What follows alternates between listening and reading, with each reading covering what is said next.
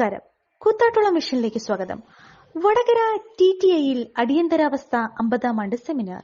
കൂത്താട്ടുകുളം കൊച്ചി അന്താരാഷ്ട്ര പുസ്തകോത്സവ സമിതിയുടെ നേതൃത്വത്തിൽ വടകര സെന്റ് ജോൺസ് സിറിയൻ TTIയുടെ സഹകരണത്തോടെ സംഘടിപ്പിച്ച അടിയന്തരാവസ്ഥ 50ാം ആണ്ട് എന്ന വിഷയത്തെ ആസ്പദമാക്കി നടന്ന സെമിനാർ ഫാദർ അജീഷ് ബാബു ഉദ്ഘാടനം ചെയ്തു.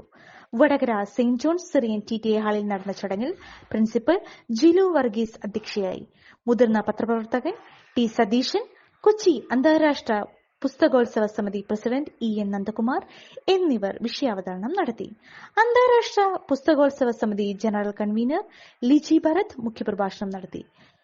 ചിത്രകാരൻ ബേബി മണ്ണത്തൂർ വരച്ച ചിത്രത്തിന്റെ പ്രകാശനം ഫാദർ അജീഷ് ബാബു നിർവഹിച്ചു. എഴുത്തുകാരൻ സതീശൻ ഓലിപ്പുറം പുസ്തക സമർപ്പണം നടത്തി. NC Vijayakumar, ET Sethulakshmi, PTA president Devadas എന്നിവർ സംസാരിച്ചു. മികച്ച പ്രബന്ധങ്ങൾ അവതരിപ്പിച്ച ER Devapriya, MS Alviya, Aparna T Surendran, Megha Suresh, Elha Maria Louis, Ashmarin Sijo, Niyosi Able എന്നിവർക്ക് അന്താരാഷ്ട്ര പുസ്തകോത്സവ സമിതി പുരസ്കാരങ്ങൾ നൽകി.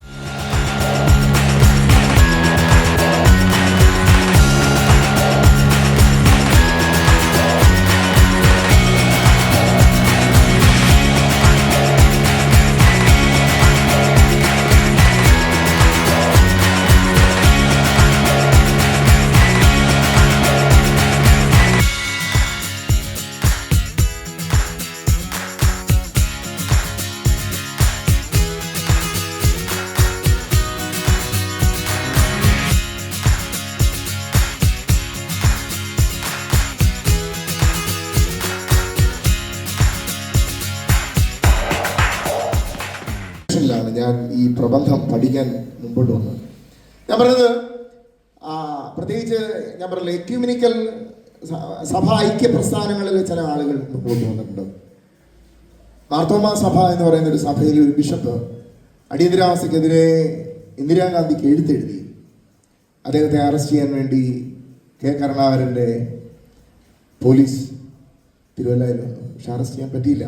അതിൻ്റെ വേറൊരു സൈഡ് ഞാൻ പറഞ്ഞു, ഇങ്ങനെയുള്ള സാമൂഹ്യ അവസ്ഥകൾ ഒരു ഭാഗത്ത് നടക്കുന്നുണ്ട്. പൗലോസിനെ പോലെയുള്ള ആളുകൾ തൃശ്ശൂർ കേന്ദ്രീകരിച്ച് അദ്ദേഹത്തിൻ്റെ പ്രവർത്തനം ഈ അടിയന്തരാവസ്ഥയിൽ അന്ന് ദിനപത്രങ്ങളിൽ കാർട്ടൂണായിട്ട്, ചിത്രങ്ങളായിട്ട് അടിയന്തരാവസ്ഥയുടെ പ്രതിഫലനങ്ങൾ വരച്ചു കാട്ടിയിട്ടുണ്ട്.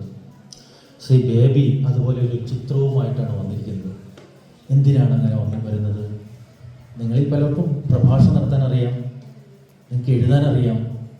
ഒരു പക്ഷേ ഒരാശയത്തെ ചിത്രത്തിലൂടെ നിങ്ങളുടെ ആശയത്തെ പ്രതിഫലിപ്പിക്കാൻ കഴിയും.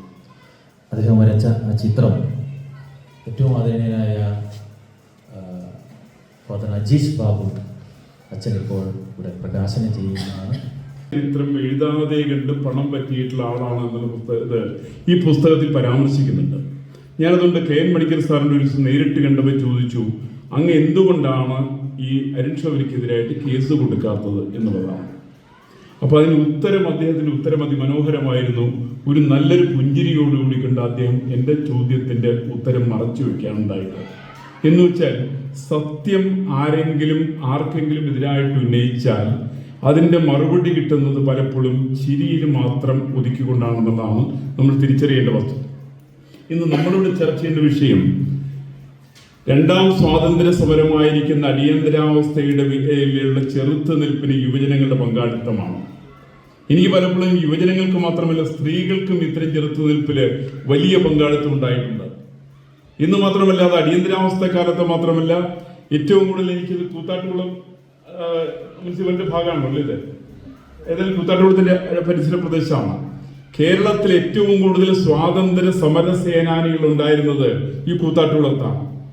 വീടായാലും ഓഫീസായാലും നമ്മുടെ സ്വന്തമായ ഇടങ്ങൾ ഏറ്റവും മനോഹരമാവാൻ നമ്മൾ ആഗ്രഹിക്കും. ഇനി അത് സ്വപ്നം കണ്ടതിനേക്കാൾ മികച്ചതാക്കാം പൈറ്റക്കുളത്തിനൊപ്പം.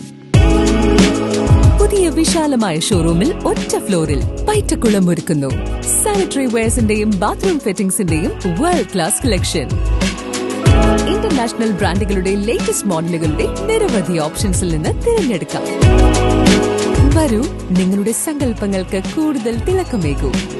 പൈറ്റക്കുളം മാർബിൾസ്, കൂത്താട്ടുകുളം, കോതമംഗലം.